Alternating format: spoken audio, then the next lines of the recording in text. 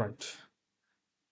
So first இங்கே கொடுத்துருக்குற some பார்த்தீங்கன்னா கே எல்லாமே ஈக்குவல் டு கே அப்படின்னு இருக்கு. அதனுடைய கேயினது மதிப்பு என்னன்னு கேட்குறாங்க. சரி, ஸோ ஃபஸ்ட்டு ஒவ்வொன்றுக்குமே ஈக்குவலாக இருக்குது கே. அப்போ எப்படி எடுத்துக்கலாம்? தனித்தனியாக எடுத்துக்கலாம். A plus B divided by C is equal to K அப்படின்னு நான் தனியாக எடுத்துக்கிறேன். அதே மாதிரி B plus C divided by A is equal to K அப்படி எடுத்துக்கிறேன். அடுத்து C plus A divided by B is equal to K. அது மாதிரி தனித்தனியாக எடுத்துட்டேன். ஸோ இப்போ குறுக்கு பெருக்கல் பெருக்கிக்கலாம். So A plus B is equal to சிகே.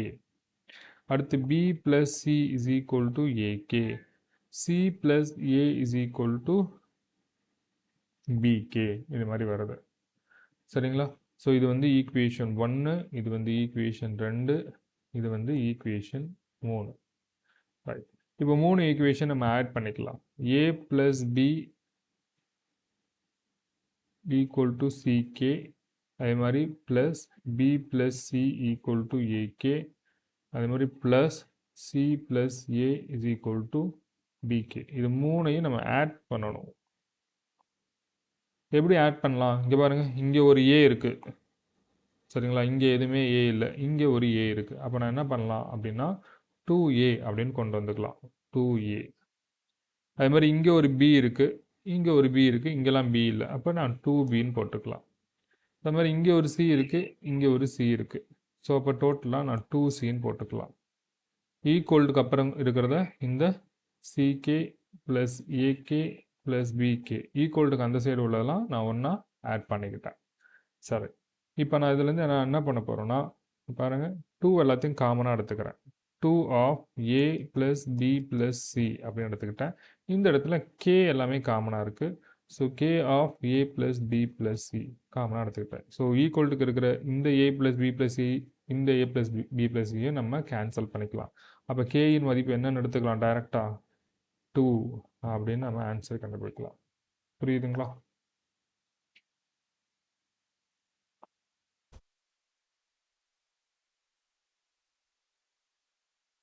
அடுத்த சம் போலாங்களா?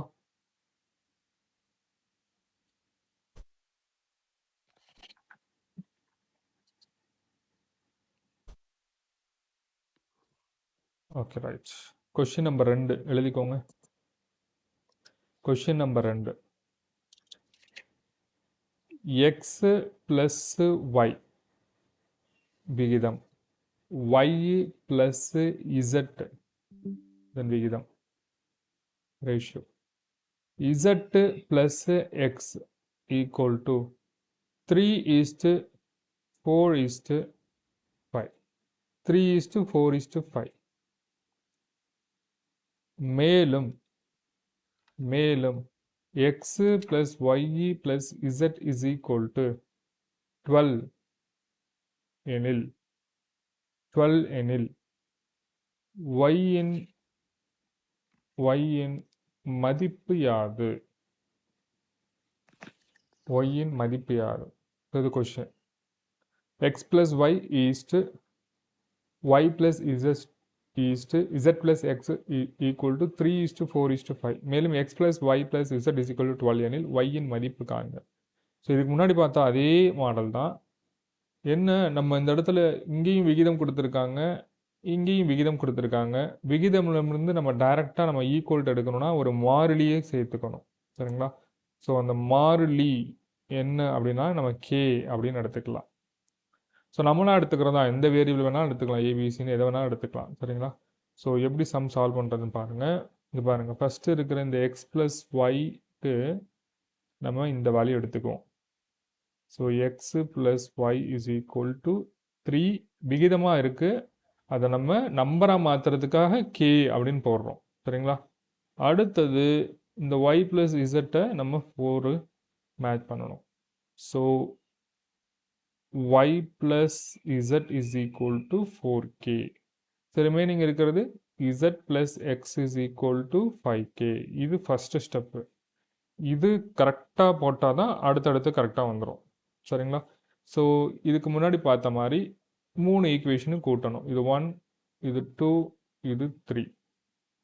ஸோ 1 + 2 + 3 3ஐயும் கூட்டும் போது இங்கே பாருங்கள், இங்கே ஒரு எக்ஸ் இருக்குது, இங்கே ஒரு எக்ஸ் இருக்குது. அப்போ டோட்டலாக 2xன்னு வரும் கூட்டும்போது. இங்கே ஒரு y இருக்குது, இங்கே ஒரு y இருக்குது. இதில் y இல்லை. அப்போ டோட்டலாக உங்களுக்கு 2yன்னு வரும். அதே மாதிரி z வந்து 2z இருக்குது. இஸ் ஈக்குவல் டு எல்லாத்தையும் ஆட் பண்ணிங்கன்னா என்ன வரும்? 3 4 3 7 7 5 12. அப்போ டோட்டலாக இது எல்லாத்தையும் ஆட் பண்ணிங்கன்னா 12k அப்படின்னு வரும். சரிங்களா? ஸோ இந்த இடத்துல 2 எல்லாத்தையும் காமனாக எடுத்துக்கலாம். 2 of x plus y plus Z is equal to 12k அப்படின்னு வருது. ஸோ நமக்கு தேவையான இந்த k மட்டும் கண்டுபிடிக்கிற மாதிரி இந்த 2வையும் இந்த 12ஐயும் கட் பண்ணிக்கலாம். 6 2 12. ஸோ நல்லா கவனிச்சு பாருங்கள், சம்மிலேயே கொடுத்துருக்காங்க பாருங்கள். இங்கே பாருங்கள், X plus Y plus Z is equal to 12ன்னு கொடுத்துருக்காங்க. நம்ம இந்த வேல்யூவை சம்மில் கொடுத்த வேல்யூ நான் இங்கே சப்ஸ்டியூட் பண்ணி எழுதிக்கிறேன். 12ன்னு சொல்லிட்டு இஸ் ஈக்குவல் டு 6k. அப்போ கேயோட மதிப்பு ஈஸியாக கண்டுபிடிச்சிடலாம். ஓரார் 6 ஈரார் 12. அப்போ கேயினது வேல்யூ என்னது? 2. சரிங்களா? இப்போது இந்த கேயினோட வேல்யூ எடுத்துகிட்டு போயிட்டு நீங்கள் இங்கே ஈக்குவேஷன் ஃபார்ம் பண்ணீங்க தெரியுங்களா, இந்த இடத்துல நீங்கள் சப்ஸ்டியூட் பண்ணிக்கலாம். கேயோட வேல்யூ 2ன்னு உங்களுக்கு தெரியும். அதனால் இங்கே X plus Y is equal to 3 2s are 6. Y plus Z is equal to 4 2s are 8. z plus x is equal to 5 2s are 10. அவங்க கேட்குறது என்னது? yயின் மதிப்பு தான் கேட்குறாங்க. சரிங்களா? yயின் மதிப்பு என்ன? ஸோ yயின் மதிப்பு கண்டுபிடிக்கிறதுக்கு ஃபஸ்ட்டு பாருங்கள், இந்த இடத்துல எக்ஸு ப்ளஸ்ஸு இசட்டு இந்த வேல்யூ நான் பிக் பண்ணிக்கிறேன். அதே மாதிரி அவங்க சம்மில் கொடுத்த இந்த value X Y plus Z is equal to 12 அப்படிங்கிற இந்த வேல்யூ எடுத்துக்கிறேன். பாருங்கள், X plus Y plus Z அப்படிங்கிறது 12. இது சமூலியை கொடுத்துருக்கிறது. நம்ம கண்டுபிடிச்ச வேல்யூ இசட் ப்ளஸ் எக்ஸ் எடுத்துக்கலாம். ஏன்னா இசட்டு ப்ளஸ் எக்ஸ் எடுத்துட்டிங்கன்னா ஆட்டோமேட்டிக்காக உங்களுக்கு இதுவும் கேன்சல் ஆகிடும். ரிமைனிங் வந்து ஒய் வந்துடும். அதுக்காக தான் இசட் ப்ளஸ் எக்ஸ் எடுக்கிறோம். ஸோ இசட் ப்ளஸ் எக்ஸ் அப்படிங்கிறது வந்து எக்ஸ் ப்ளஸ் இசட்டுங்கிறது 10. இது ரெண்டையும் கழிச்சிங்கன்னா ஒய் இஸ் ஈக்குவல் டு 2ன்னு வந்துடும். இதில் ஏதாச்சும் டவுட் இருக்கா? இல்ல சார். ஓகே, நோட் பண்ணிட்டீங்களா? ஃபர்ஸ்ட்லேருந்து வரணுமா? Okay, right. சம்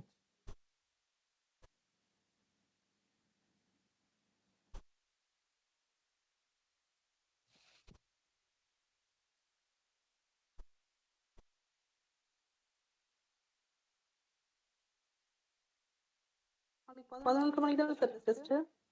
ஆமாங்கம்மா.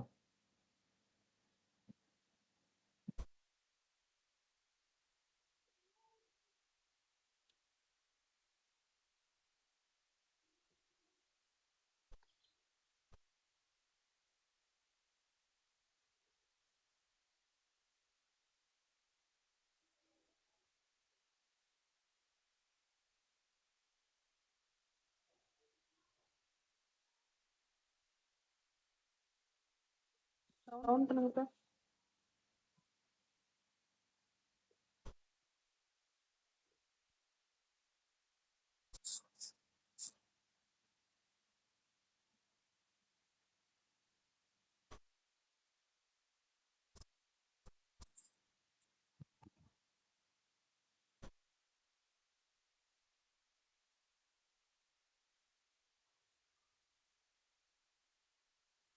கவுண்ட்.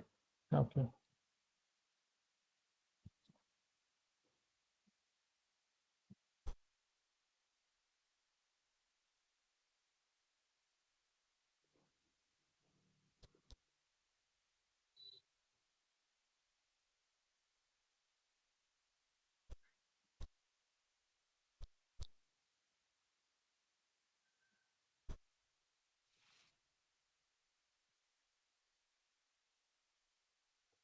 போட்டு சார். Okay, right. அடுத்தது மாடல் நம்பர் 4ல் கொஷின் நம்பர் 1 ப்ராக்கெட்டில் 4x² மைனஸ் 3y²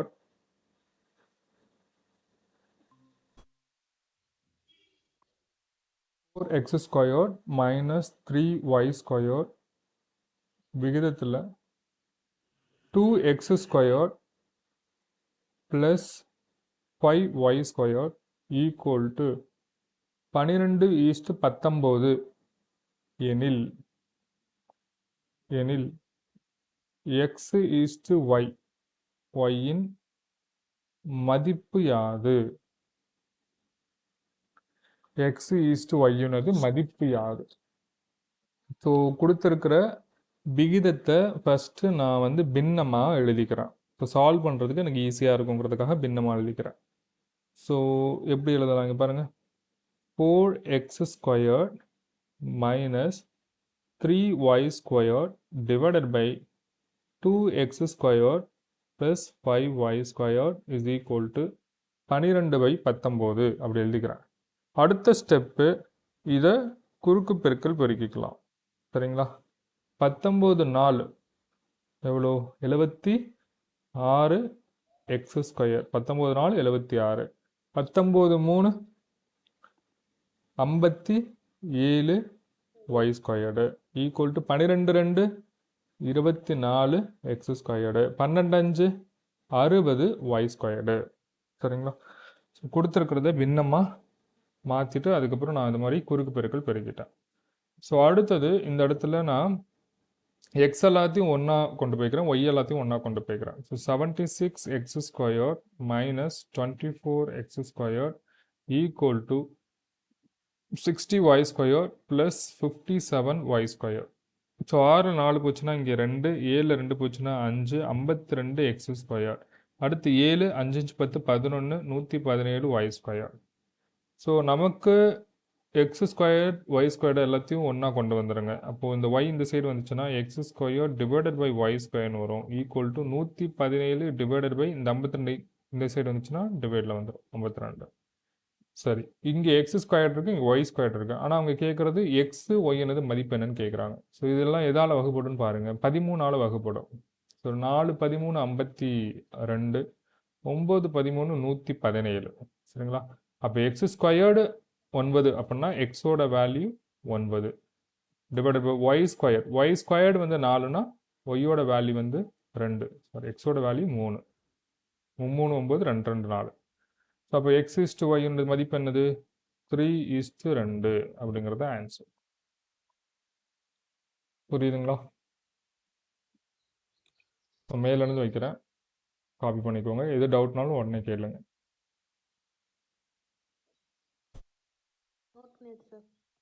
ஃபுல்லாகவே காப்பி பண்ணிட்டீங்களா? ஓகே, சரி, ஓகே. அடுத்த சம். ஸோ மாடல் நம்பர் 4லேயே question number 2. X square minus 2xy plus Y square equal to 0 எனில் எக்ஸ் ஈஸ்டு ஒய் ஒய்யின் மதிப்பு யாது? ஸோ எக்ஸ் ஈஸ்டு ஒய் என்னது மதிப்பு யாது?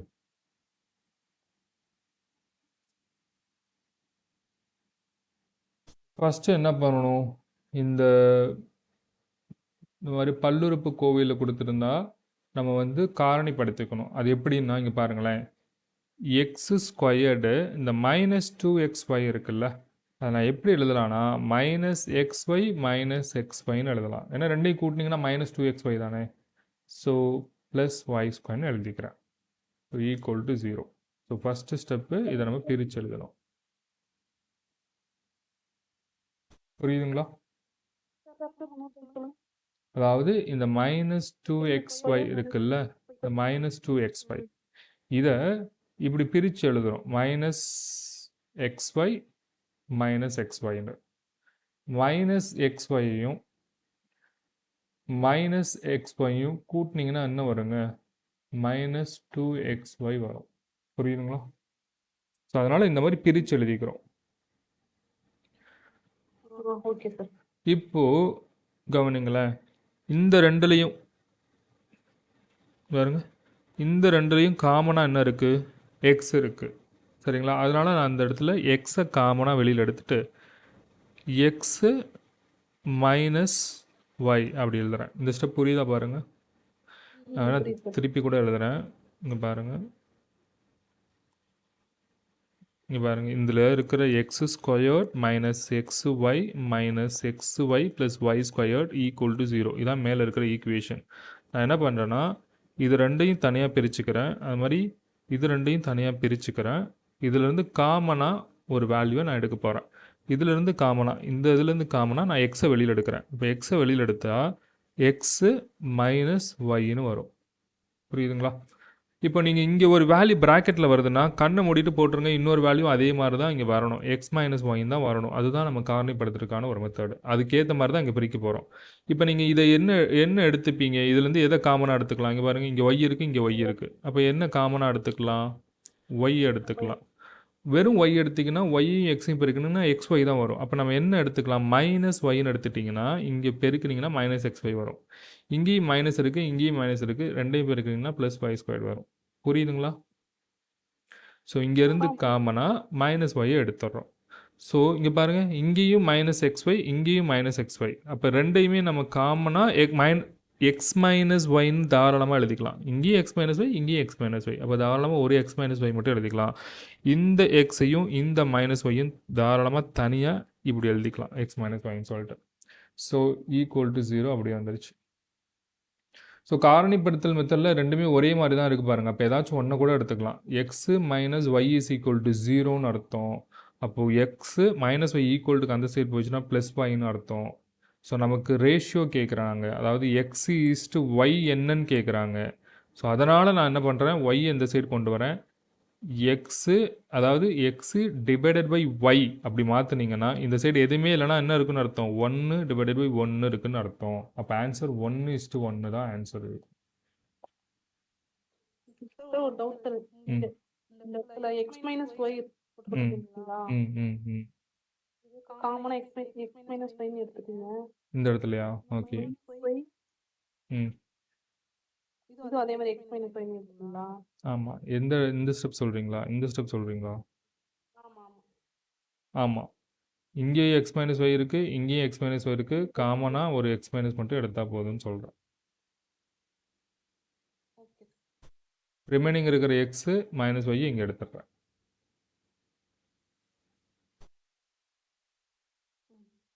காப்பி பண்ணிக்கிறீங்களா இல்லை நோட் பண்ணிட்டீங்களா? ஓகே.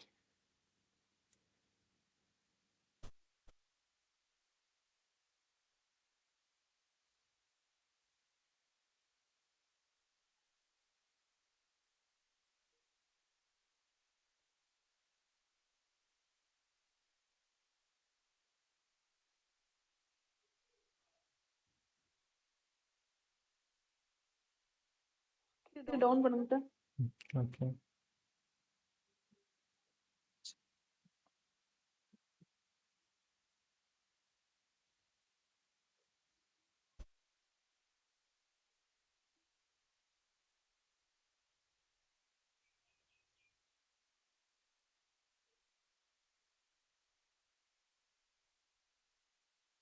டவுன் பண்ணுங்க. ஓகே.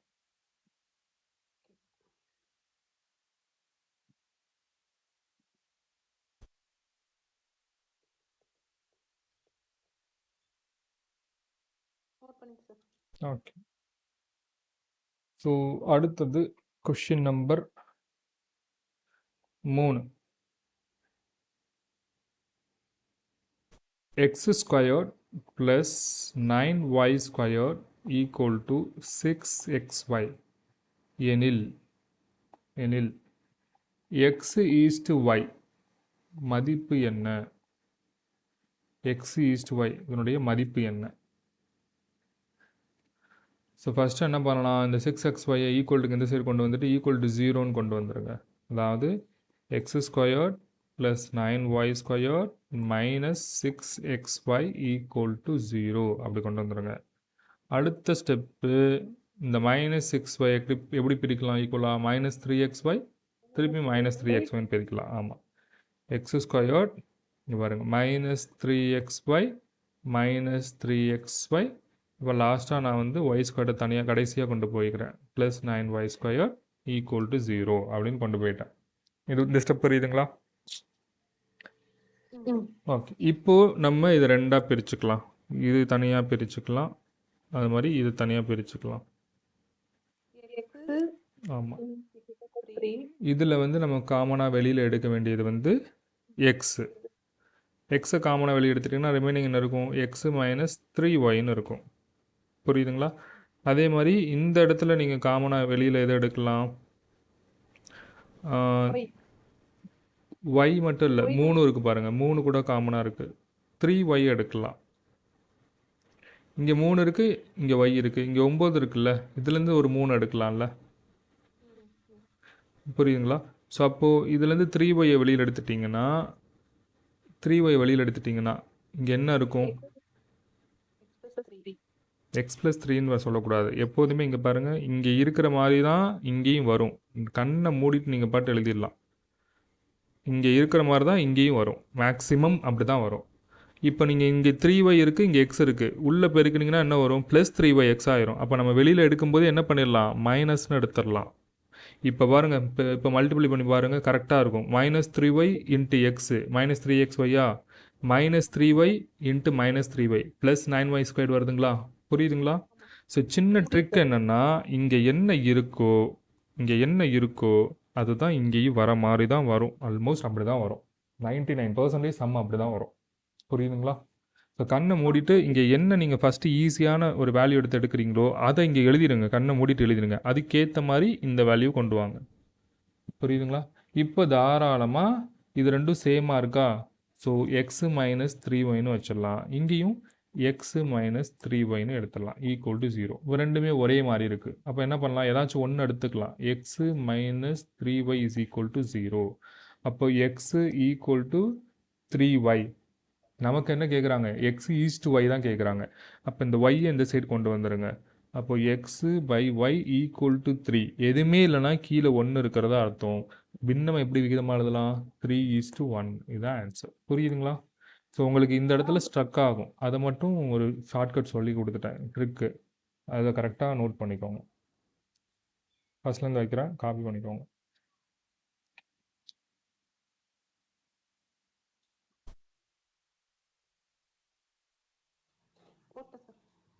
ரைட். ஸோ இதே மாடலில் ஒரு சம் இப்போ சரிங்களா? அட்டன் பண்ணுவாங்க. ஆனால் டைமுக்கு அட்டன் பண்ண மாட்டாங்க. பட் ஏதாச்சும் 1 hour உட்காந்து சால்வ் பண்ண சொல்லியிருக்கேன்.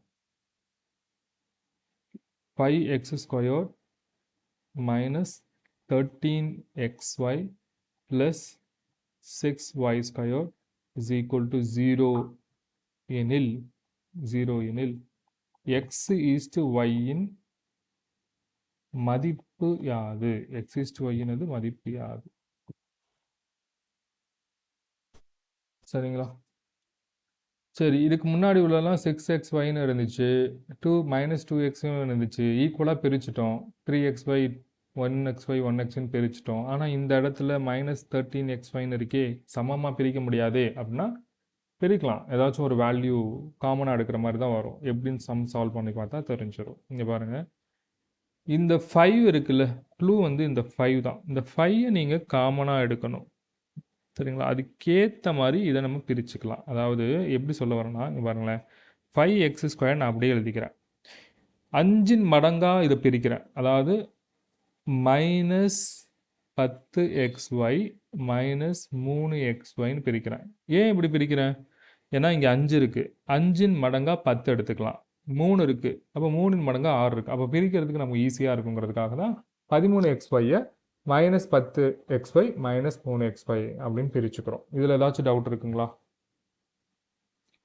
ஏன் சார் 10x 3x பிரிச்சுன்ற டவுட் இருக்குங்களா? இல்லை. ஏன்னா முன்னாடி பின்னாடி இருக்கிற நம்பருக்கு ஏதுவாக இது இருக்குது, அதனால தான் அப்படி பிரிச்சுக்கிறோம். சரி, இதுலேருந்து எது நம்ம காமனாக எடுக்கலாம்? பாருங்க, இது ரெண்டையும் வச்சுக்கோங்க, அடுத்து இது ரெண்டையும் வச்சுக்கோங்க. காமனாக நம்ம பிரிக்க போகிறோம். சரிங்களா? ஸோ இதிலேருந்து எக்ஸ் மட்டும்தான் காமனாக எடுக்கலாமா? நல்லா யோசிச்சு பாருங்கள். 5 கூட காமனாக இருக்குல்ல, 5 காமனாக எடுத்துடலாமே. அப்போ 5x எடுத்துட்டிங்கன்னா x minus 2y. Very good. 2y. Very good. இப்போ பெருக்கி பார்த்தீங்கன்னா கரெக்டாக ஆன்சர் வரும்.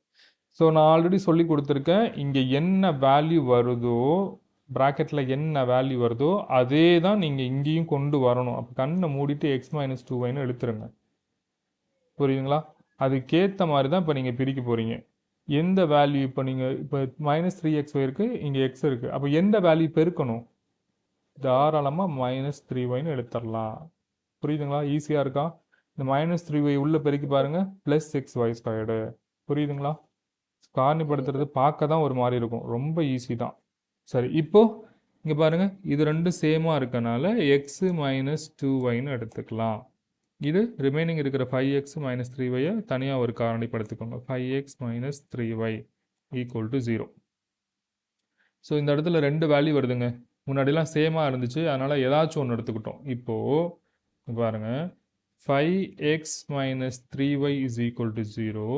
அது மாதிரி எக்ஸ் -2y = 0. ஏன்னா ரெண்டு சேமாக இல்லை, அதனால் தனித்தனியாக எடுத்துக்கிட்டோம். So 5x = 3y. ஸோ நமக்கு தேவை x/y. அப்போ 3/5. இங்கே வந்து x -2y = 0. அப்போ x = 2y. நமக்கு தேவை x/y. அப்போ 2/1. ஸோ ஆன்சரே எப்படி தெரியுமா இருக்கும்? ஆன்சரே பாருங்க இப்படி தான் இருக்கும், 3:5 அல்லது 2:1. இப்படி தான் இருக்கும் ஆன்சரே. ஸோ இதுதான் ஆன்சர்.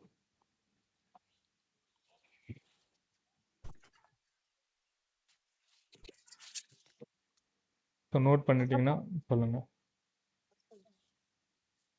ஃபர்ஸ்ட்லேருந்து வைக்கிறேன்.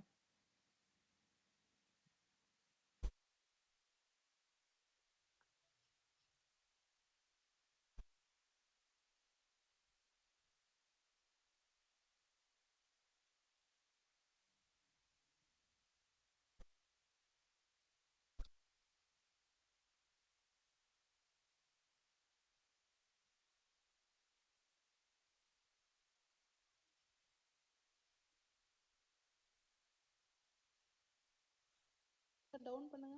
ஓகே.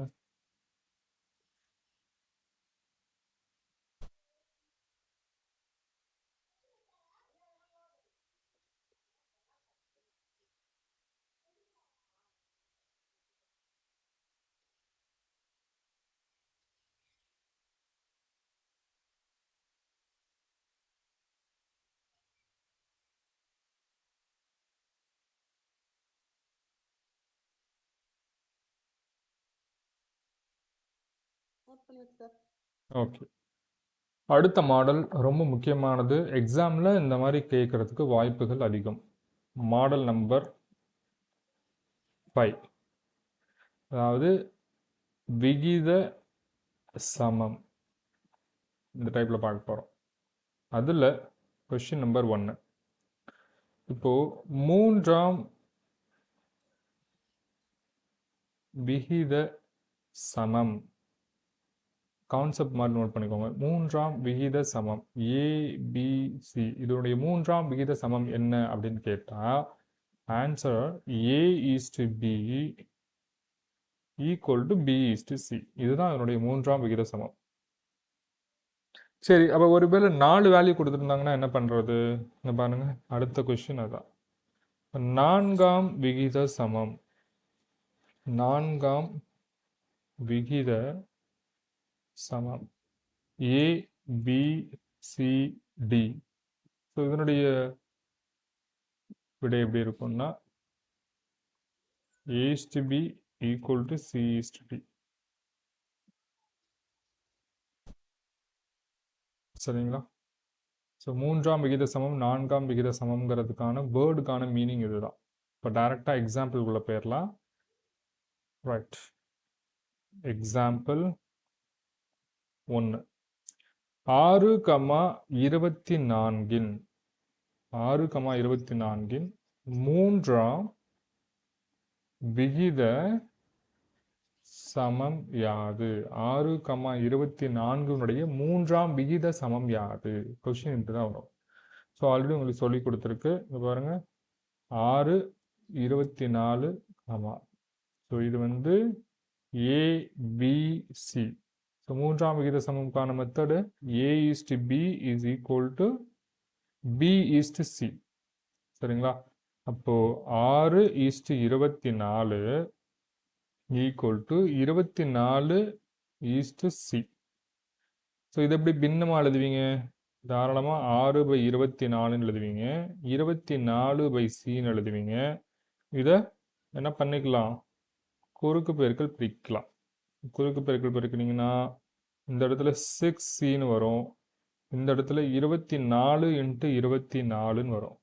1 6 4 24.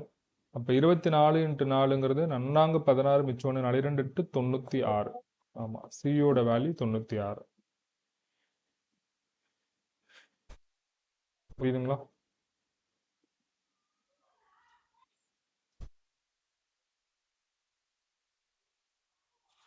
Okay sir. அடுத்தது கொஸ்டின் நம்பர் 2.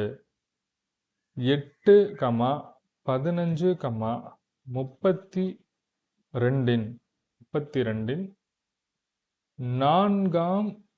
நான்காம் விகித சமம் யாது? 8, 15, 32 இதனுடைய நான்காம் விகித சமம் யாது? ஸோ ஆன்சர் 8, 15, 32 இந்த இடத்துல எதுவும் இல்லை. இப்போ நம்ம என்ன எடுத்துக்கலாம்? அதை A, B, C, D. நான்காம் விகித சமக்கு மெத்தட் என்ன கொடுத்தேன்? Format A is to B is equal to புரியல. 60 சார். 60 தான் விகித சமம் 60. A is to B is equal to C is to D. சரிங்களா? அப்போ 8 is to 15 is equal to 32 is to D. So பின்னமாக எழுதும்போது 8/15 is equal to 32/D. குறுக்கு பெருக்கல் பெருக்கினீங்கன்னா 8D is equal to 32 × 15. So 4 8 32. அப்போ டியோட வேல்யூ 60. ஓகே, அடுத்தது question. சொல்லுங்க. நம்ம பார்த்தோன்னே டக் டக் ஆன்சர் போறதுனா அது ரொம்ப பிராக்டிஸ் பண்ணினே இருக்கணும். ஆமாங்க, ஆமாம், ப்ராக்டிஸ் பண்ண பண்ண அது உங்களுக்கே தெரியாமல் ஸ்பீடு வந்துடும். உங்களுக்கே தெரியாமல் ஸ்பீடு வந்துடும். ப்ராக்டிஸ் பண்ண பண்ண ஆட்டோமேட்டிக்காக ஸ்பீடு வந்துடும். கவலைப்படாதீங்க. ஏன்னா நீங்கள் அதே மாடல் சம்ம திருப்பி திருப்பி ப்ராக்டிஸ் பண்ணியிருக்கீங்க. நீங்கள் ப்ராக்டிஸ் பண்ணும்போது சம்மோட ஸ்பீடு மட்டும் இல்லை, உங்களுடைய கால்குலேஷனோட ஸ்பீடுமே வந்துடும். சரிங்களா? இப்போ நான் டெஸ்ட்டு முடிச்சதுக்கப்புறம் ஷெடியூல் கொடுப்பேன்ல, டெய்லி கொஞ்சம் படிச்சுட்டு வாங்கன்னு சொல்கிற போது உங்களுக்கு நான் மேக்ஸில் என்ன நீச்சலாக சொல்லுவேன்னா, 19வது வாய்ப்பாட்டிலேருந்து தான் ஆரம்பிக்க போகிறேன். 19வது வாய்ப்பாட்டில் ஒரு 5 பார்ட், 2லேருந்து 6 வரைக்கும் படிங்க. திருப்பி 6லேருந்து 11 வரைக்கும் படிங்க. ஸோ வாய்ப்பாடுலேருந்து தான் நம்ம ப்ராக்டிஸ் பண்ணுவோம். ஆமாம், 19, 18, 17, அப்புறம் ஸ்கொயர் ரூட்லலாம் 1லேருந்து நம்ம மினிமம் ஒரு 50 வரைக்கும்னாச்சும் நம்ம ஞாபகம் வச்சுக்கலாம். அதே மாதிரி கியூபிக் ரூட்டு 1லேருந்து அட்லீஸ்ட் 9 வரைக்கும்னாச்சும் கியூபிக் ரூட் ஞாபகம் வச்சுக்கணும். ரூட் 3யோட வேல்யூ என்ன, ரூட் 2வோட வேல்யூ என்ன, இதெல்லாம் நம்ம ஞாபகம் வச்சுக்கணும். ஸோ இதெல்லாமே பேசிக்ஸ். அங்கே போயிட்டு நம்ம எப்படி சொல்கிறது, கால்குலேட் பண்ணுற டைம் வந்து சேவ் பண்ணும். அது மாதிரி ஏங்கிறது எத்தனாவது லெட்டரு, எல்லுங்கிறது எத்தனாவது லெட்டரு, 12th லெட்டரு, என்னுங்கிறது எத்தனாவது லெட்டரு, 14th லெட்டரு, அப்புறம் என்ன இருக்குது, கியூங்கிறது 17th லெட்டரு. இந்த மாதிரி லெட்டர்ஸ் எல்லாம் நம்ம மெமரி பண்ணிடுவோம். அது மாதிரி ரிவர்ஸ்லேருந்து 16th லெட்டர்னால் என்ன அப்படின்னு கேட்டாலும் நீங்கள் ஆன்சர் பண்ணணும். 26 - 16 போட்டு 10 போட்டு +1 போட்டிங்கன்னா 11. ரிவர்ஸ்லேருந்து 16th லெட்டர் கே அப்படின்னு நீங்கள் ஆன்சர் பண்ணணும். இதெல்லாமே நம்ம அடுத்து இந்த டெஸ்ட்டு முடிச்சதுக்கப்புறம் கொஞ்சம் கொஞ்சமாக நம்ம படிக்க ஷெடியூல் கொடுப்போம்ல, அதில் கொண்டு வந்துடலாம். சரிங்களா? இதெல்லாமே கோடிங் டீகோடிங் யூஸ் ஆகும். புக்லாம் ஆட் பண்ணுறீங்களா? புரியல. இப்போ நீங்கள் ஆட் பண்ணுறீங்கல்ல ஜிகேல, சமச்சீர் புக்லாம் எல்லாம் சேர்ந்து வருமா இல்லை? சமச்சீர் புக்கு தாங்க பேஸு. சமச்சீர் புக்கை தாண்டி தான் மற்றதெல்லாம். உங்களுக்கு என்னென்ன அவுட் சோர்ஸ் புக்கு தெரியும் சொல்லுங்கள். அவுட் சோர்ஸ் புக் நான் எதுவும் வச்சல சார். சரி, சும்மா சொல்கிறேன், தெரிஞ்சுக்கோங்க. பாலிட்டிக்கு பார்த்தீங்கன்னு வச்சுக்கோங்களேன், பசங்க ஃபேமஸாக உட்காந்து படிக்கிறது வந்து பிரகதீஷ் பப்ளிகேஷன் ஒன்று இருக்குது. பிரகதீஷ் பப்ளிகேஷன் சரிங்களா. அது இல்லாமல் உங்கள் ஏடிசியோட நோட்ஸ் வந்து கொஞ்சம் நல்லா இருக்கு, புக்கு நல்லா இருக்குன்னு பேர் வாங்கியிருக்கு பாலிட்டியில் மட்டும். அப்புறம் வந்து பார்த்தீங்கன்னா மேக்ஸுக்கு நான் ஆல்ரெடி உங்களுக்கு சொன்ன மாதிரி தான், டிஃபால்ட்டாக ஆர்எஸ் அகர்வால் தான் அவுட் சோர்ஸு. பேசிக் வந்து ஸ்கூல் புக்கு சரிங்களா. School book PYQ previous year question கண்டிப்பாக தெரிஞ்சிருக்கணும். அது மாதிரி எக்கனாமிக்ஸுக்கு என்ன புக் தெரியும்னா கண்டிப்பாக +1 அண்ட் +2 எக்கனாமிக்ஸ் மட்டும் இல்லாமல் அதை தாண்டி கரண்ட் அஃபேர் ரிலேட்டடாக எக்கனாமிக்ஸ் கேட்க ஆரம்பிக்கிறாங்க. அது மட்டும் இல்லாமல் எக்கனாமிக்ஸ்குள்ளேயே ஏன்னா 20 கொஷின் வருதுல்ல, 20 கொஷினில் இப்போ இன்கேஸ் குரூப் 2 படிக்கிறனால உங்களுக்கு பாலிசி நோட்ஸ் வந்து கொஞ்சம் படிச்சிருக்கணும். பாலிசி நோட்ஸோட முக்கியமானது. அப்புறம் பட்ஜெட் தெரிஞ்சிருக்கணும். அப்புறம் நமக்கு தனியாக அக்ரி பட்ஜெட்டுன்னு தனியாக கொண்டு போவாங்க. அக்ரி பட்ஜெட் நீங்கள் தனியாக ஜஸ்ட் ஒரு ரீட் பண்ணால் போதும். இதெல்லாம் பார்க்குறது தான் பெருசு பெருசாக இருக்கும். முக்கியமான பாயிண்ட்ஸ் மட்டும் பார்த்துட்டு போனால் போதும். ஸோ எக்கனாமிக்ஸ் +1 +2 அது மட்டும் இல்லாமல் கரண்ட் அஃபேர் ரிலேட்டடான எக்கனாமிக்ஸு, பாலிசி நோட்ஸு, பட்ஜெட்டு, அப்புறம் அக்ரி ரிலேட்டட் பட்ஜெட்டு, அப்புறம் வந்து பிளானிங், இதெல்லாமே எக்கனாமிக்ஸ்குள்ளே வந்துடும். அப்புறம் என்ன சொல்லுவாங்க, ஹிஸ்ட்ரி ஐஎன்எம் ஸ்கூல் புக்கு பார்த்தீங்கன்னா +1 6லேருந்து 8 9ல் அந்தளவுக்கு ஹிஸ்ட்ரி சிலபஸ் இருக்காது. 10லேருந்து ஐஎன்எம் ஸ்டார்ட் ஆயிரும். 11 வந்து ஃபுல்லாக ஹிஸ்ட்ரி இருக்கும். 12 ஃபுல்லாகவே ஐஎன்எம் இருக்கும் சரிங்களா. ஹிஸ்ட்ரி ஐஎன்எம் இதெல்லாம் தாண்டி தான் நீங்கள் எங்கே போகணும், வெங்கடேசனுடைய 3 புக்கு இருக்குது. 3 புக்கையும் நம்ம உட்காந்து எல்லாத்தையும் படிக்கக்கூடாது. ஜஸ்ட் முக்கியமான பாயிண்ட்ஸ் என்னவோ அதுதான். இந்த 3 புக்கில் என்ன இருக்குது, பண்டைய கால வரலாறு, அப்புறம் இடைக்கால வரலாறு, நவீன கால வரலாறு, வெங்கடேசன் புக் மட்டும் 3 போகும். ஆனால் இது எல்லாத்துக்கும் என்ன தெரியணும், பேசிக்ஸ் வந்து குரூப் 4க்கு வந்து ஸ்கூல் புக் நல்லா தெரியணும். ஒரு 5 கொஷின் அவுட் சோர்ஸ் போகிறாங்கிறதுக்காக நம்ம எடுப்புலையே நம்ம போய்ட்டு டிகிரி படிக்கக்கூடாது. ஸ்கூல் புக்கு முடிச்சுட்டு தான் அங்கே போகணும் சரிங்களா. வேறு என்ன சொல்லியிருக்கேன், ஹிஸ்ட்ரி ஐஎன்எம், பாலிட்டி சொல்லிட்டேன், எக்கனாமிக்ஸ் சொல்லிட்டேன். ஜாகிரஃபி பார்த்தீங்கன்னு வச்சுக்கோங்களேன், அவர் பேர் வந்து உங்களுக்கு ஓகே 10வது புக்கில் வந்து உங்களுக்கு 5 யூனிட் இருக்குது.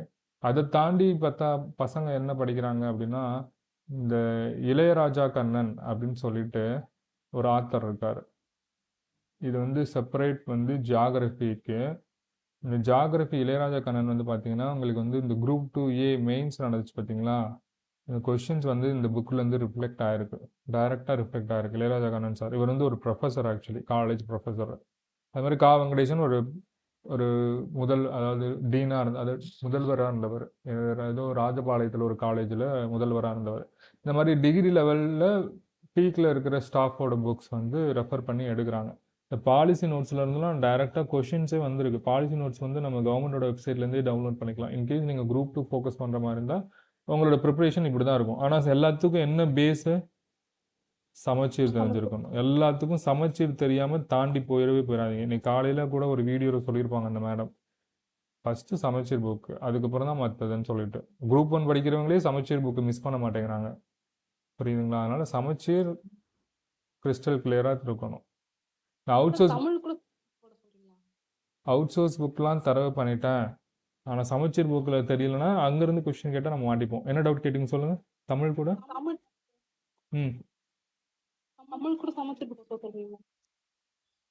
தமிழ் கண்டிப்பாக சமச்சீர் பக்கு போகணுங்க. ஏன் இவ்வளோ பெரிய டவுட்டு, சமச்சீரில் இலக்கணம் கண்டிப்பாக போகணும். இலக்கணமே அங்கே தானே இருக்குது உங்களுக்கு. உங்களுக்கு வந்து கலைச்சொற்கள் மட்டும்தானே அதில் கம்மியாக இருக்குது. கலைச்சொற்கள் மட்டும்தானே அவுட் சோர்ஸ் வந்து வெளியில் போயிருக்காங்க.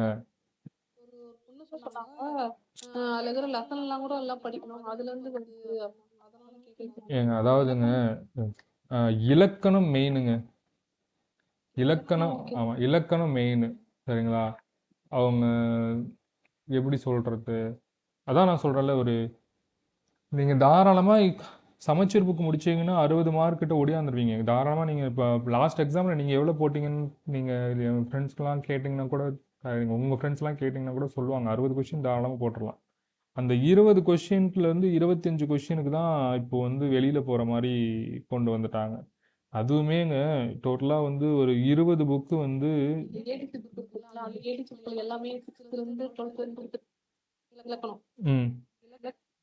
அந்த இலக்கணம் மட்டும் தான் சார் பார்த்துட்டு இருக்கோம். அது இல்லாம என்ன சொல்றாங்கன்னா அதுல இருக்கிற லெசன் எல்லாத்தையும் படிக்கணும். லெசன் நாம்னா இப்போ உரைநடை, ஓகே, அது எதுக்குன்னு நான் சொல்லிடுறேனே. அவங்க எதுக்காக சொல்லியிருப்பாங்கன்னா லகர லகர லகர அதுக்காக சொல்லியிருப்பாங்க, மயங்கொலிக்காக சொல்லியிருப்பாங்க. கரெக்டா? அந்த மயங்கொலி தான் தனியா எங்களுக்கு கொடுத்துறாரு. மயங்கொலிகள் தனியாக கொடுத்திருந்தாலும் உங்களுக்கு வல்லினம் மிகும் மற்றும் மிகா இடங்கள் தெரிஞ்சிருந்தாலும் சம்டைம்ஸ் வந்து உள்ள இருந்து டைரக்டா கொஸ்டின் கேட்கறதுக்கு வாய்ப்பு இருக்குல்ல. இந்த வல்லினம் மிகும் அதனால மற்றும் மிகா இடங்கள் இருக்குல்லங்க, ஆமா சார். வல்லினம் மிகும் மிகா இடங்கள் வந்து ஓகே கான்செப்ட் வைஸ் நீங்கள் ஓகே. இப்போ லைன் கொடுத்து அந்த இடத்துல இத்து இப்பு வருமான்னு செக் பண்ணோன்னா ஒரே நடையிலேருந்து தாராளமாக அவங்க கேட்கலாமே. நாங்க தான் ஆல்ரெடி வள்ளி நம்பிக்கை இடங்கள்லாம் நல்லா புரிஞ்சு வச்சுக்கோங்க. அது எதுக்கு நாங்க ஒரே நட படிக்கணும்? ஓகே, உங்களுக்கு நான் நீங்கள் எது எல்லாமே கேட்டாலும் எது ஆ கேட்டாலும் ஆன்சர் பண்ணிடுவீங்கன்னா ஓகே, பிரச்சனை இல்லை. வல்லினம் மிகும் மற்றும் மிகா இடங்கள் ஓகே, உங்களுக்கு டவுட்டே இல்லை அப்படின்னா நீங்கள் தாராளமாக நீங்கள் அதெல்லாம் நீங்கள் ரீட் பண்ணணும்னு அவசியமே இல்லை.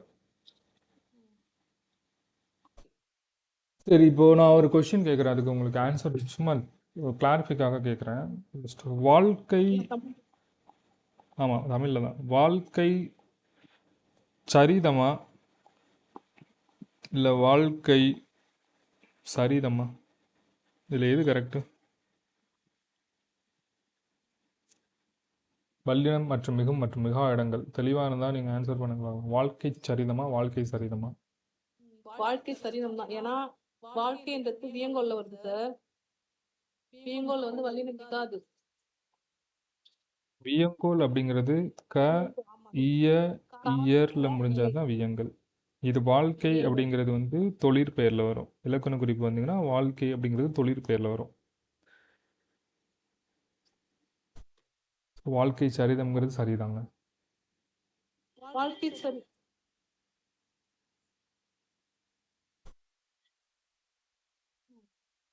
சரிங்களா? ஏன்னா வியங்கோல் வினைமுற்றுங்கிறது கைய இயர் இது மாதிரி தாங்க. நமக்கு நம்ம தெரியும்னு நினச்சிட்டு போவோம். சின்ன சின்ன கேர்லெஸ் மிஸ்டேக்ஸ் பண்ணுறதுக்கு வாய்ப்பு இருக்குது. இதை நீங்கள் எவ்வளோ தான் நல்லா ஸ்ட்ராங்காக படிச்சிருந்தாலும் 100% நம்மளால் போட முடியும் அப்படின்னு சொல்கிறதுக்கு முடியாதுன்னு சொல்ல வரேன், வேற ஒன்றும் இல்லை. 100% நான் வந்து புக்கில் இருந்து கேட்டால் நீங்கள் தாராளமாக எல்லா ஸ்டூடெண்ட்ஸுமே ஆன்சர் பண்ணிடுவாங்க. டைரக்ட் கொஷின் புக்கில் இருந்து கேட்குறாங்க அப்படின்னா கன்ஃபார்மாக எல்லா பசங்களுமே போட்டுருவாங்க. அதில் வந்து எந்த ஒரு டவுட்டுமே இல்லை. இந்த மாதிரி வெளியில் போகும்போது மட்டும்தான் இந்த விதிகள் வந்து வந்து சரியாக வருமா வராதா அப்படின்னு சின்ன டவுட்லேயே வந்து அவங்க வந்து ஆன்சர் பண்ணுவாங்க. சார் அவங்க எல்லாமே வெளியே தான் சார் போறோம். புக்ல இருந்து எங்க சார் எடுக்கிறான்? எல்லாம் ஓன் தானே கேட்கறான் இலக்கணத்தெல்லாம். ஆமாம். நம்மளே புரிஞ்சு கான்செப்ட் மட்டும் தான் சார் அவங்களுக்கு. இதுக்கு ஆன்சர் பண்ணுங்க பார்க்கலாம். தெய்வ குழந்தையா இல்லை தெய்வ குழந்தையா? சும்மா ஜஸ்ட் ட்ரை பண்ணுங்களேன். இக்கு வருமா வராதா? வெரி குட், இக்கு வரும். ஏன்னு காரணம் தெரியுமா? ஆறாம் ஆறாம் வேற்றுமை தொகை. ஆமாம் ஆமாம், வல்லினம் மிகும். ஆறாம் வேற்றுமை தொகை ஐயால் தெய்வத்தினுடைய குழந்தை அப்படின்னு வரும். சரிங்களா? இல்லை வந்து தெய்வத்தினது குழந்தை, அதனால இக்கு வருது. இதுக்கு ஆன்சர் வருமா சொல்லுங்க. புலி தோலா அல்லது புலித்தோலா? Very good. ஏன்னா அதுவும் ஆறாம் வேற்றுமை தொகை. அவ்வளோதான், கான்செப்ட் புரிஞ்சுக்கிட்டிங்கன்னா ஆன்சர் போடலாம். பட் 100% கான்ஃபிடென்ட்டாக அப்படிங்கிறது ப்ராக்டிஸில் தான் இருக்குது. புரியுதுங்களா? இதுவுமே மேக்ஸ் மாதிரி கொண்டு வந்துட்டாங்க தமிழுமே. அது தவிர ஒரு 20 புக்கு சொல்கிறாங்க பசங்க. 20 புக்கு அது தமிழ் வளம் இளங்கோவனார் எழுதுனது. கன்ஃபார்மாக சொல்கிறேன், உங்கள் இன்ஸ்டியூட்டில் இதெல்லாம் ரெஃபர் பண்ணியிருப்பாங்க. அதெல்லாம் பார்த்து தான் போடுவாங்க. ஆமாம், மரபுத்தொடர் அகர வரிசைன்னு ஒரு புக் இருக்குது. மயங்கொலி சொல் அகராதி கவர்மெண்ட் புக் இருக்குது. பழமொழி 400ன்னு ஒரு புக் இருக்குது. ஆட்சி சொல் அகராதின்னு ஒரு புக் இருக்குது. அயற்சொல் கையேடு, தமிழை பிரித்து எழுதுவோம், அப்புறம் நல்ல தமிழ் எழுத வேண்டுமா, அப்புறம் வந்து பயன்முறை தமிழ். ம் வச்சு பிரிண்ட் கொடுக்குறாராம், ஒன்றும் வரல. அது வந்து அடுத்த மாசம் தான் வரும்னு நினைக்கிறேன். அதே மாதிரி எல்லாத்தையுமே தேவிரா புக் இருக்கும். தமிழ் இலக்கியத்துக்கு தனியாக இருக்கும். தமிழ் இலக்கியம் வச்சுருப்பாங்க தேவிரா புக்கு. அப்புறம் நவீன தமிழ் அகராதின்னு பசங்க இப்போ வாங்கியிருக்காங்க கிருஷ்ணசாமி. தமிழ் சொல் வளம் அப்படின்னு சொல்லிட்டு பிஎல் முத்தையா ஆத்தர். இதுலேயே தேவிராலேயே இலக்கணமும் வச்சுட்டு படிக்கிறாங்க. இதெல்லாமே எதுக்காக ட்ரை பண்ணுறாங்க? அந்த 10 மார்க்குக்காக. புரியுதுங்களா? 10லேருந்து 15 மார்க்குக்காக ஜஸ்ட் அந்த 20 புக்கை ஜஸ்ட் ரீட் பண்ணுறாங்க, வேற ஒன்றும் இல்லை. ஏன்னா 85க்கு மேலே. ஆமாம், எல்லாருமே 60 போட்டுருவாங்க. அந்த அதுக்கு மேலே போடுற ஒவ்வொரு கொஷினுக்கும் தான் இவ்வளோ தூரம் ட்ரை பண்ணிட்டு இருக்காங்க. தாராளமாக நான் சொல்கிறேன், இப்போ தான் ஒரு பையன் புது பையன் இப்போ உள்ளே வரான், படிக்க வரான். அவன் 3 மாதம் தான் படிக்கிறான்னா அவனும் 60 வந்து போடுவான். 2 வருஷமாக படிக்கிறவங்களும் 60 போடுவாங்க. அதுக்கு மேலே எவ்வளோ கொஷின் போடுறாங்கங்கிறது தான் மெயின். தமிழில் அந்த மாதிரி மாற்றிருக்கு இப்போ சிஸ்டம். சரி, பார்க்கலாம் ஒவ்வொன்றா. சரிங்களா? எவ்வளோ தூரம் மெட்டீரியல் கொடுக்குறோன்னா அவ்வளோ தூரம் கொடுக்குறேன். பட் படிக்க சொல்லிடுறது நான் சொல்லிடுறேன். இந்த டெஸ்ட் முடிச்சதுக்கப்புறம் நான் ஷெடியூல் கொடுத்துறேன் நாளைக்கு அப்புறம். சரிங்களா? மெல்ல மெல்ல ஃபார்முலா, சதுரம், செவ்வகம், அப்புறம் முக்கோணம், சாய் சதுரம், அது மாதிரி அளவியலுக்கான ஃபார்முலா அதெல்லாமே டெய்லியும் ப்ராக்டிஸில் கொண்டு வந்துடும். இதெல்லாம் நீங்கள் ப்ராக்டிஸ் பண்ண தான் மெமரியில் இருக்கும். அது மாதிரி பாலிட்டினா ஆர்டிகிள்ஸு, வருஷம்னா அதாவது ஹிஸ்ட்ரி ஐஎன்எம்னா உங்களுக்கு வருஷம். ஸோ மெல்ல மெல்ல ஸ்டார்ட் பண்ணிடலாம். சரிங்களா? சரி, ஓகே. நீங்கள் சம் கொஷின் நம்பர் 3 முடிஞ்சுங்களா? கொஷின் நம்பர் கொஸ்டின் எல்லாம் நீங்க தான் கேட்குறீங்களா? ஐஎன்எம் ஆமாம் ஆமாம், நான் தான் கேட்பேன். சரிங்க. கொஷின் நம்பர் 3 எழுதிக்கோங்க. 5,45க்கு இடைப்பட்ட சராசரி விகித சமம் யாது? 5,45க்கு இடைப்பட்ட சராசரி விகித சமம். அந்த வார்த்தை தான் முக்கியம். இடைப்பட்ட சராசரி விகித சமம். இங்கிலீஷில் வந்து இதுக்கு வந்து மீன் ப்ரொபோர்ஷன். மீன் ப்ரொபோர்ஷன் அப்படின்னு ஒரு வார்த்தை. ஒன்றும் இல்லை, இங்கே என்ன முன்னாடி என்ன எழுதுவீங்க? ஏபிசின்னு எழுதுவீங்களா? இங்கே ஏ, இடையில இந்த பிக்கு ஒரு கேப்பு சி. அதாவது 5,45 இடைப்பட்ட சராசரி விகிதம். இதுதான் கொஸ்டின். 5க்கும் 45க்கும் இடையில என்ன இருக்கு? ஸோ 3 வேல்யூக்கு என்ன நம்ம ரேஷியோ எடுப்போமோ அதே தான் இங்கேயும் எடுக்க போகிறோம். A:B is equal to B:C. So இந்த இடத்துல 5:B ஈக்குவல் டு B:45. பின்னமாக எழுதுன்னு வச்சுக்கோங்க. 5/B, B/45. ஓகே, குறுக்கு பெருக்கல் பெருக்கிக்கோங்க. குறுக்கு பெருக்கல் பெருக்கிங்கன்னா 45B is equal to B square. So 45 into 5, 45 into 5 is equal to B square. 5 5 25 2 4 5 20 225 is equal to B square. பியோட value 15. Thanks.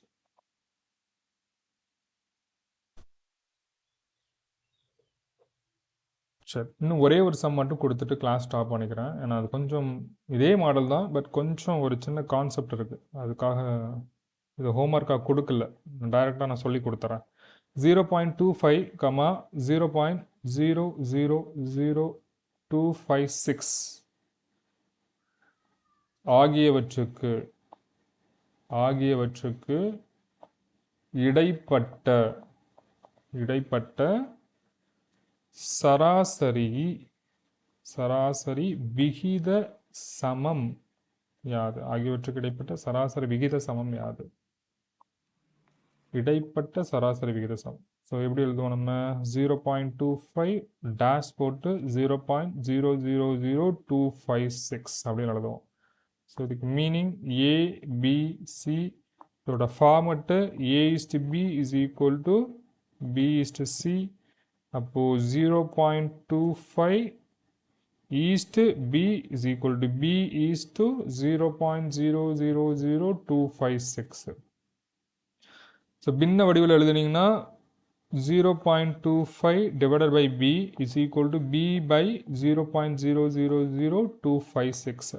So குறுக்கு பெருக்கல் பெருக்குனீங்கன்னா இந்த சைடு வந்து பி ஸ்கொயர்னு வந்துடும். ஆனால் அந்த சைடு 0.25 இன்ட்டு 0.000256 இருக்கும்.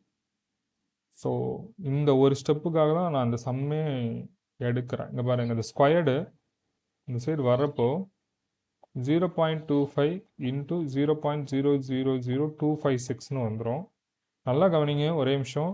25 நான் புள்ளிலாம் பார்க்கவே இல்லை. இங்கே ஒரு புள்ளி இருக்குது, இங்கே ஒரு புள்ளி இருக்குது. நான் புள்ளிலாம் பார்க்கல. 5 5 25, அதனால் நான் இங்கே 5 எடுத்துக்கிறேன்.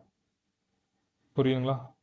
அதே மாதிரி 16 16 286, அதனால் நான் இங்கே 16 எடுத்துக்கிறேன். சரி சார், இப்போ புள்ளி இருக்கே எப்படி அப்படின்னா, நல்லா நீங்கள் ஒரு கான்செப்டை புரிஞ்சுக்கணும். ரூட்டுக்குள்ளே 2 புள்ளி இருக்குது அப்படின்னா வெளியில் வரப்போ ஒரு புள்ளி தான் வரும். இந்த மாதிரி எத்தனை வேணாலும் சொல்லலாம். ரூட்டுக்குள்ளே 10 புள்ளி இருக்குது அப்படின்னா வெளியில் வரப்போ அது 5 புள்ளி தான் வரும். இது ஒரு ஷார்ட்கட்டு. இப்போ 2 புள்ளி இருக்கா, இப்போ ரூட்டுக்கு விட்டு வெளியில் வரப்போ ஒரு புள்ளி போட்டால் போதும். இங்கே பாருங்கள், 1 2 3 4 5 6 புள்ளிக்கு அப்புறம் 6 ஸ்தானம் இருக்கா, அப்போ ரூட்டுக்கு அப்புறம் வெளியில் எடுத்தீங்கன்னா 3 ஸ்தானம் இருந்தால் போதும். அப்போது அதான் சார் உங்களுக்கு எப்படி சொல்லி கொடுத்தாங்கனாக்கா 0.16. சொல்லுங்கள். ரூட் வந்து உள்ள ம் ம் ஜீரோ பாயிண்ட்க்கு அப்புறம் 2 இருக்குல்ல, ம் 2 டிவைடட் பை 2 1, 1 2 3 4 5 6 6 டிவைடட் பை 2 3.